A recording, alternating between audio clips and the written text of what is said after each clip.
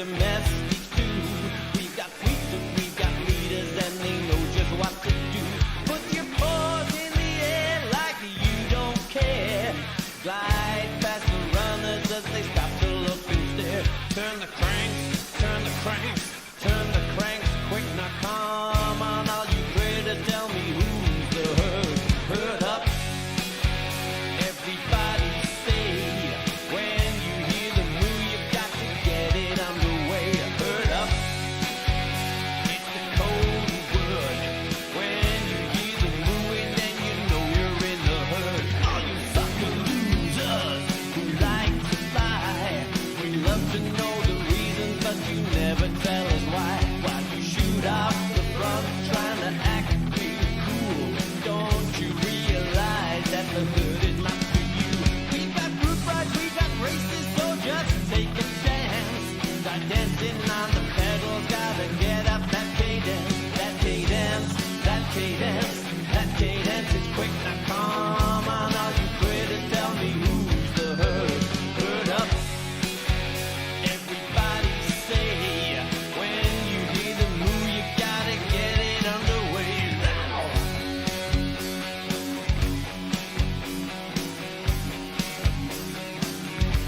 Dial H for herd. Dial H. Dial H. Dial H. Yeah!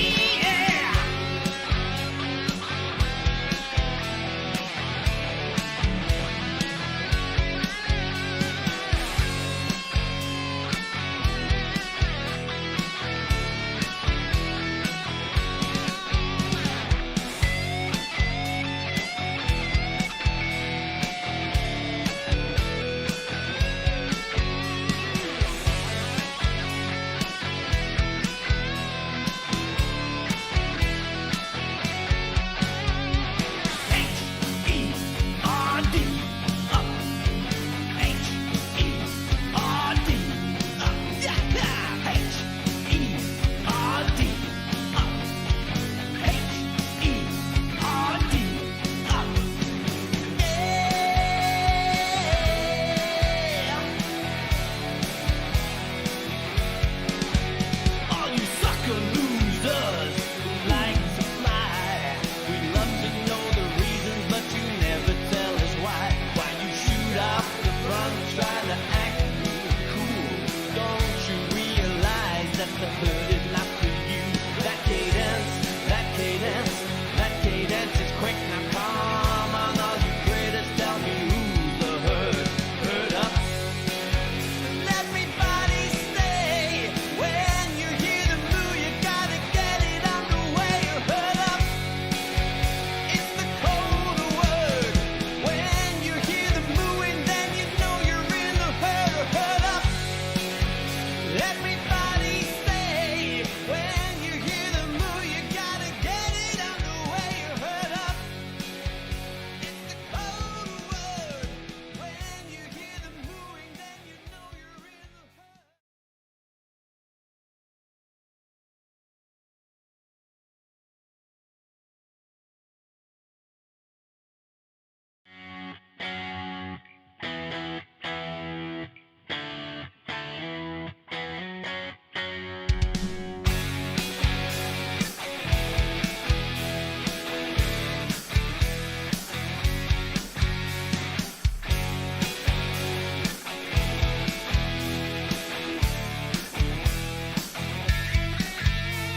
Hey, y'all you creatures around the world, got some real things to show you, so just go tell your strangers, tell the climbers, the sprinters and domestics too. We've got tweets and we've got leaders and they know just what to do. Put your paws in the air like you don't care. Glide past the runners as they stop to look and stare. Turn the cranks.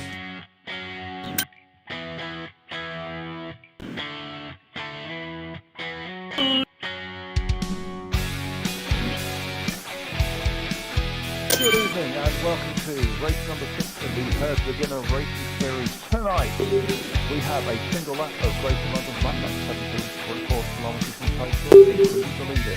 We will do a grand total of 98 meters of final, nice and flat. some Great wheels sprinters. to show you Becca, some you're a girls sprinter, up aren't in you? your Rugby sort of thing. climbers. This is a hideous course and a hideous race, and I'm not looking forward to it whatsoever. And nor should you be at your new current weight. Thank you, James. I kind of like the fact there aren't that many hills, but we have the infamous lead-in of 5.74 kilometres. I don't know if those numbers are accurate, but they may be. However, that there are rolling 5 and 6% rolling bits, and then we have Constitution Hill, which is around about 5%. We have 1 minute left to go, and tonight we'll be following Chris Greenland, who used to be a shark but is now a cheater. Steve, who are you following? I'm following whatever is happening to your voice tonight, James. But also I'm following the incredibly well-dressed and absolute dude, Larry Jackson. I'm very disappointed that everyone else isn't following my extremely excited voice, but we can work on this over the next half an hour. Becca, who are you following? I'm just saying I'm not getting on board with the overexcited voice either. I am following Ange Krapken, who is dressed in herd kit tonight, and I hear she's also wearing her brand new herd socks, which are going to give her some extra watts for sprinting at the end. And we will come on to socks before too long, because it's a very important topic we must discuss. But we have 6 seconds to go. 5, 4, 3, 2, 1. It's lights out and away we go. And Chris Greenland is already throwing down 600 watts. And he's obviously going a little bit too fast for his Vikings, so he's slowed down a little bit, but he's holding mid-400s and definitely in the front group. I can see Anne just belted out the gun as well, so she's well up there as well. So I think tonight we're going to expect a very, very, very large front group. The lead-in may separate things a little bit, but I would expect to see a large front group near enough all the way to the end, and definitely expecting a sprint finish before we finish. Steve, how's Larry doing? How's his kit? Well, his kit is amazing. He's in the RCC kit. He's obviously gone pink tron and nicely accessorized with some pink socks, which I'm a huge fan of. He's just in the little string of riders clinging on to this big group that's filming. It looks like there's some people at the front chucking out big watts. Larry's chucking out some 3.5, 3, so some good watts for Larry there. And let's hope he can hold on in this little trail now. How's Ange doing after a big start? She's in the middle of the peloton, which is very, very strung out at the moment, and she's just sort of hanging on to what looks like will probably become the second pack on the road. She's still putting out 3.5 watts per kilo, and I know she was hoping to stick with Lisa tonight, but I don't actually see Lisa in this group, so she may be in the front group. Ange went mental at the start. She was in front of Chris for a little bit, but we've got Chris in the front group now, sitting fourth wheel. I'd say probably just starting to settle down, but his numbers are definitely still pretty crazy. Still around about 400 watts, so he's definitely pushing hard, and that's definitely more sharp pace than Cheetah. But he's just settling down on the downhill now, down to about 100 watts, and looking to settle down in the group, where he will probably remain for the next 16 kilometres. But we will see. We've obviously got a couple of hills to come up, but all looking well so far for Chris. Steve, is Larry still in the front group as well? No, he's been dropped and he's now in what looks like the third group in the road. I'm going to question Larry's commitment tonight, because he was able to message Lisa Jones of the herd, congratulating on her kit choice and how cool she looked tonight, which I know would have made her happy. But maybe a few more watts and a bit less typing, Larry. No, all seriousness, he's settled down into a nice group now with a couple of other herd riders in the group there. They're trying to chase down the group that are second on the road, so depends if people sit up, whether they'll come back together. I must say, whilst we're admiring kit, Jonesy's kit also looked very nice. And CF, don't know who you are, but you've got a herd next to your name, and you are also dressed like a dude tonight. Dudes all around. Exciting news! Chris G is still in the top 10 and doing an exceptional job, drafting behind the front 4 or 5 as we go through yet another rolling 5% section, putting down the watts around about 350, 400, doing a great job staying in the front. quick shout out to Courtney Trevon and Ben Poyton for actually saying something on YouTube. Thank you very much. Always a pleasure to see you. Becca, what's going on? Ange is actually in the same group as Larry this time. So our choices of trying to pick someone who was in a different group have not quite worked out so well. She's also in the third group. They're trying to chase down the group that has Lisa in it, although they seem to be losing time on them. So I think these groups are fairly settled at the moment as they go over the 2% climbs and rolls on the way in. And Steve, is Larry still wearing the same kit? Well, excitingly, yes, and I think it's a good time now to talk about the herd's least exclusive team, James, the herd of mullets. We are, in fact, the party at the back of every group, and Larry is looking like he's going to get some membership of the mullets as he sits at the back of this group of about 6 riders. Possibly, I think there's a little gap to the group that Ange is in, but Becca might be able to tell us more. Still the best dressed person here, still the only person riding a Tron here, so he's clearly going to win from this group. And I think our Friday commentary slot wouldn't be the same without Liza's Corner. And obviously, we've discussed at great length, and Science Corner last week included a scientific demonstration as to why the pink Tron was the greatest Tron of all Trons, unless you're Dutch, in which case it's orange. However, tonight I have terrible news. That the pink Tron is actually not the fastest, not the fastest frame set for tonight's race. If you are of sufficient level, then if you have the Zip 858s with 858 Super 9s wheel set alongside the Specialized Venge S Works, that will be the fastest frame and wheel set combination that you can have for tonight. And also Saturday and Sunday. However, if you do not have those wheels, the Tron is the fastest. And as we've previously discussed, the pink Tron is obviously the king of all Trons, or the queen, depending on what your perspective is. However, if you are Dutch, the orange Tron is still the fastest. So any viewers from Holland, carry on with your orangeness, and we will support you. But if you're not Dutch, and you don't have the Super 9s, then the pink Tron is the way to go. Becca, I assume that you'll be taking the pink Tron out tomorrow. Quite frankly, I think the idea that any Specialized is faster than the pink Tron is just fake news. So obviously, yes, I will be taking a pink Tron out for tomorrow's ride, and so should anybody else if they want to do well.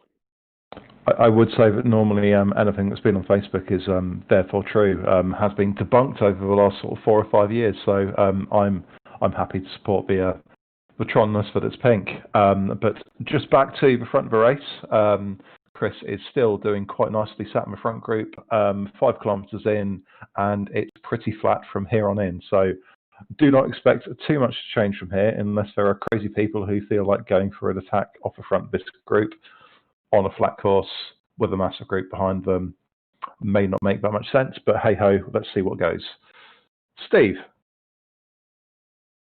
Hi, James. I'm just going to take the contrarian view over the choice of bike for tonight and argue that on a course this boring, it doesn't really matter what bike you choose as long as you look cool. Therefore, pink Tron / orange Tron, clearly the best choice. Larry's just sat in a group as they go under the arch, which I think means they're actually now starting the race because this course, as we said, is really, really dull. So I think they're 5Ks in, and I think that's about through the group. Everything seems really strung out at the moment. There's sort of riders all over the place, which is making it very hard to commentate on when you're a bit tired and slightly tiddled. But Larry has just joined up with Ed Finney in a small group of 2, both on pink Trons. Clearly, they're both going to win. I think at this stage we do need to discuss our hydration techniques. Becca, what are you currently drinking? I have a bottle of Tesco Finest Bordeaux, which I bought last week. It's quite nice, actually, surprisingly. What about you? I have a bottle from Morrison's that says it's called Malbec and Grapevine, and it's definitely Apparently, it's bold and fruity red wine. It's not the best, but it's not the worst, so we will work with that. Steve? I wait for the week, James, when you have a bottle that a man in the park gave you with wine written down the side that looks red, and it wouldn't surprise me. I'm actually going to introduce fans to a drinking game. I know there's some people who are so sad they ride on their bikes in a garage rather than riding their bikes outside, and some people even watch other people doing that, which is who we're talking to now.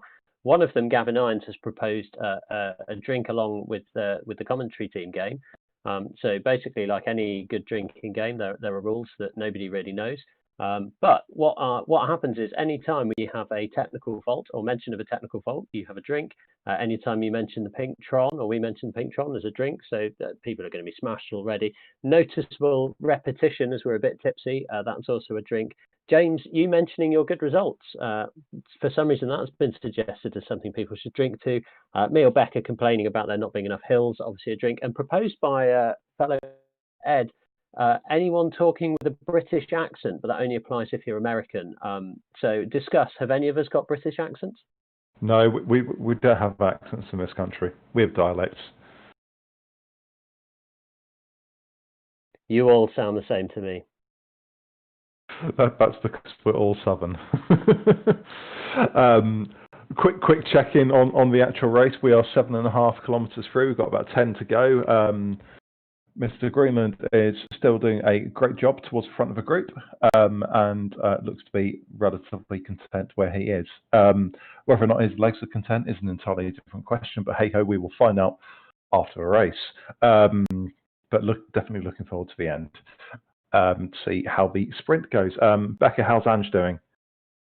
Yeah, the group that she's in have either been caught by a group or have caught up a group because it's now suddenly a lot bigger. Ed Finney's in there and some other herd members. And she's got the sprint jersey, so she's done quite well on the sprint there. She does have a very good sprint, so if she ends up in a group at the end, I should think she'll do quite well there.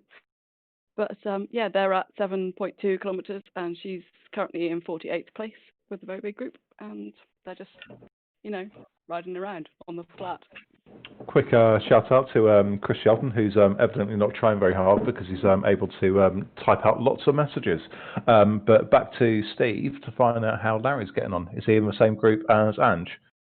Yeah, and much like Becca, I just wasn't watching well enough and don't know whether that group caught up or this group dropped back, really. But there's now a big group with some people in who are riding bikes around London on this incredibly dull course with no hills that I'm in no way looking forward to tomorrow. James, somebody who is now a climber but is also director sportive and chooses the routes that we ride on, why in the name of everything that makes you succeed in a race did you choose this flat course? I think it'd be fair to say that when I actually chose these courses, I was a little bit heavier and less climbery. However, when I chose the course selections,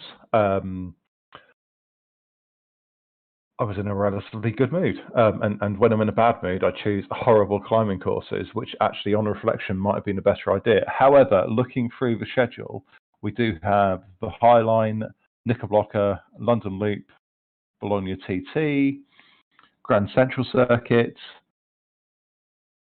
and that's pretty much it in terms of the hilly ones. But there's a good number of hilly courses yet to come. The initial ones have definitely been a little bit on the flatter side, with the exception of Richmond and Innsbruck Ring. But we have some hilly ones to come. So fret not, young Steve. There will be hills. It's always reassuring to hear. If we actually talk briefly about tactics of tonight, I mean, basically there are none, are there? Anyone who says they're going to do an attack and it work is just mad. You're not going to stay away from a blob unless, like Craig, you like to ride using your son's account and bash out 20 watts a kilogram. But yeah, there's a couple of lumpy bits where you might make the race a little bit more difficult, but ultimately you need to be 80, 90 kilos in a men's category and able to chuck down a hell of a load of watts. And that's what will win you tonight. If you're a lightweight with no sprint, you won't finishing very high up this race. Becca, what would your tactic be? All of the races that James described as good for climbing are basically New York, and everyone knows that New York really, really sucks. So Bologna's basically, not New York. that's what I was just about to say. Shut up. The only good race this season is Bologna. So thank you for that, James. I really appreciate this race series. Anyway, I'd like to tactics. clarify on your behalf, Becca, that you're not saying that New York sucks as a place, just the New York Zwift racing world suck. Yeah, before we of course. upset all Americans. Having said all of that, actually, Becca, I was actually contemplating switching one of our routes to the first 8 kilometres of a mountain route, which is basically Botopia Pen straight to the Epic Com. No, that would be an excellent route. Excellent. Definitely do that. Okay, then I think we shall certainly consider that for one of our races, rather than doing France all directions several times. So keep an eye out for that one. In terms of what you can actually do in terms of race selection, you can either choose a route and do laps, or you can choose distance. So 8 kilometres up Epic K1 could be a good one for lots of fun and giggles, but we shall see. I believe we're waiting for our video director to just throw up a little image of Science Corner. So when that happens, I will give you a little bit of an intro, and we'll see how soon that comes. But quickly back to Becca. How's Ange getting on? Yeah, she's still in the group now. She's 37th. She's driving on the group at 3.5 watts a kilo, so she's obviously got power in her legs, and they are catching the group in front of them, so she's doing an excellent job. Yeah, it's a nice move in this group, isn't it? I think the group in front don't seem super motivated, and actually this blob's a little bit bigger. We know there's advantages to being in a big blob in Zwift, so I think they're going to make the connection and catch up. Becca, while we wait for our video director and anyone playing along with the drinking game, clearly technical error, please have a drink. What would your tactics be as a person who only weighs 1 Becca on this type of course? Basically, I'm going to hang in the front group for as long as possible and inevitably lose the sprint at the end. So there are no tactics for this course that will actually work for me. Just quickly here, Larry's sporting director has clearly ordered him to get a bit more coverage from the sponsors. He's made an attack out of the blob to make me get a bit excited to try and catch the blob in front of him, and he's now just slowed down to 2 again, realising I don't think he can quite make the junction. So yeah, moment of excitement there from Larry, and now they're back riding in the blob. In the absence of our graphics for Science Corner, I feel like we need to introduce it properly. One of our regular watchers and frequent annoying person, Gavin Irons, asked us to investigate the importance of sock length. So, Steve, talk to me about the science behind whether or not you should have ankle-length socks, knee-length socks, halfway up the knee, or full-leg socks. What is better? Well, much as we all know that Sticky Watts isn't actually something to do with Zwift, he's a drummer from a 70s prog rock band, we all know that the longer your socks are, the more aerodynamic it is. It gives a smoother surface over the legs, and the UCI have, in fact, banned socks being too long for the aerodynamic benefit it gives, and no conclusive proof that it's the same in Zwift, but there are some theories abound that the shorter the socks you have, the more rain gets let into your virtual shoes, which may cause webbed feet, and apparently makes you better at something called a triathlon, but I'm not really sure what that is, because I only ride my bike in a garage, James. Becca, you're the most scientifically qualified of us science folks here. Any grounds for that theory, do you think? While that isn't a theory I've heard before, it definitely seems plausible, as you definitely only see really short socks on triathletes. But I must say, while we're on the topic of sock length, that your socks should probably come halfway up your calves, and if they come any higher, then you just look like an idiot. So the UCI really, in regulating sock length because of aerodynamics, have also all done us a favour on fashion by stopping people from wearing knee-length socks while riding bicycles. I'd like to bring into this topic leg warmers, because they cover your entire leg, and they seem to be perfectly acceptable. So, Steve, what is there to prevent cyclists from using full leg warmers that are actually socks? I mean, essentially thermal regulation that it's chuffing hot if you wear leg warmers. As everyone who's ridden with me on Discord recently will have discovered, my garage is getting quite cold as we hit the winter months in England. So I have been riding in a variety of warmer gear and discovering that is a stupid idea when you get hot. And I'm basically making clouds in the garage at the moment with the amount of sweat that I'm chucking out. So as Becca said, it's good that sock length has been regulated for fashion reasons. For those of us that are a bit older, my mum heartily recommends what she calls her knees, which are kind of 3/4 length over legs, for want of a better word, when she's out on a cold day.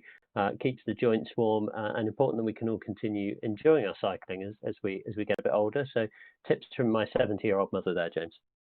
Thank you very much. And we've actually got a bit of action at the front of this race. We haven't even hit the tunnel yet. But there's been certainly a bit of a move up front, which has since been caught. We saw a couple of people going for a little bit of a dig going up the 2% hill, but we're just going into the tunnel now, and we've got one of the very, very, very few pinch points on this course where we'll have a couple of 4% digs. But we are looking back to the front group of probably 20 plus still. And I think this is probably where things will start to get a little bit exciting. We've got about 2.5 kilometers to go, but we've also got about a 4% hill just coming now. So it could see things getting strung out a little bit up front. Chris is sat back wheel in this front group in 18th position. So we've got a group of 18 with a couple of guys about 5 minutes behind. And this last, one of the last stretches, we've got basically a little 4% section, and then it flattens out, and then we've got a longer 4% section before we go downhill, swing a left, and then swing a right down to the finish line. So not too far to go, but we'll quickly switch back to Becca to find out how Ange is getting on. So the group that Ange is in has just gone up one of the smaller hills, or bumps, because they're not really hills here, and whoever's on the front has been pushing big watts because they're almost catching the group with Lisa Jones in just in front. Ed Finney's also in there. He was just recently putting 6 watts per kilo on the front to try and catch the group in front, and although it's slightly distancing now, I think they might end up catching them because they are a much smaller group in front. Yeah, this is one of the interesting moments, and we've spoken about this a few times in the last week in Zwift, and it's almost like an extension to the game would be a kind of quick message function where you could say to people, hey, do you want to work? That kind of conversation, and probably the kind of conversation you'd have in real life where you could kind of chat with riders and see who was keen to do some work on the front of a group. This group, they're kind of a bit sort of cautiously looking at each other. I do think, and I don't know if you'd agree, Becca, a kind of concerted effort by 5 or 6 riders in this group, if they just all bumped up the watts, bit of a team time trial effort at the front will get them onto that group in front, especially as we go through the tunnel and see those slight inclines happen. It definitely would, as one of the riders who did try and break free was almost at them before they went down into the tunnel. So if they'd all worked together, and if you could then tell each other, I'll work with you to get onto the group, then they would have a much better chance, because as they're coming out of the tunnel now, the group in front of them is distancing. So I don't think they're going to catch Lisa's group after all.